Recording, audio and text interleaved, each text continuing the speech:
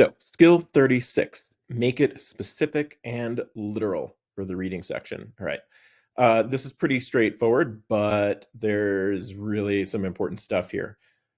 The most important thing, the right answers in the reading section are generally very literally right. Okay.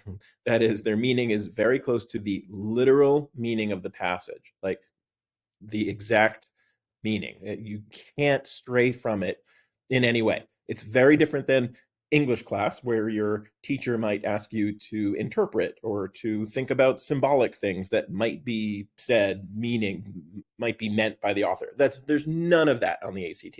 All right. Another way to say this is that the right answers are very close paraphrases of the text. They're the same idea, the same idea, maybe in slightly different words. All right. They don't veer off into other ideas. There's no interpretation. This is not English class. One way to recognize literal answers is that they have a lot of synonyms of the words in the passage. Okay. Again, same idea, different words. The ACT even uses the exact same words in the right answer. So the ACT does do that even sometimes, and that's okay. If you see an answer with a lot of the same words, it could be right. It could be wrong. You have to, the idea is the important thing, but they totally do that. If you see an answer that says the same thing as the passage with different words, that's definitely the right answer. The mantra you need to remember then is same idea, different words, and sometimes the same exact words. On a related note, one of the easiest traps to fall into on the reading questions is picking an answer because it just sort of sounds good. Lots of the time, that just means that you haven't been able to find an answer that you know is right. But this one sounds smart or insightful, and that's good enough. All right. It's not good enough. Okay. Sounds good is not good enough. All right. The reason why some things can sound good but not be right is because some of the answer choices have these really abstract nouns rather than specific ones. So, like, let's look at this one.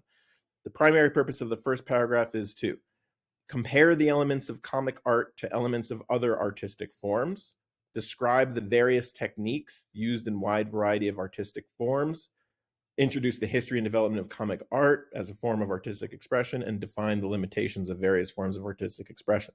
Look at these ambiguous and abstract nouns, the elements, the various techniques, the history and development of comic art, the limitations of various forms. Okay. So all of those are pretty abstract. So they don't refer to something terribly specific. Some of them are a little bit more specific, like, the limitations of various forms of artistic expression. That's a little bit more specific. And in most cases, when you have something like this, the the right answer is the one that has the most specific stuff, but not always. Okay. Um, so what you really have to do is, identify what the elements are or what the techniques are and really be specific about that in the passage. Okay.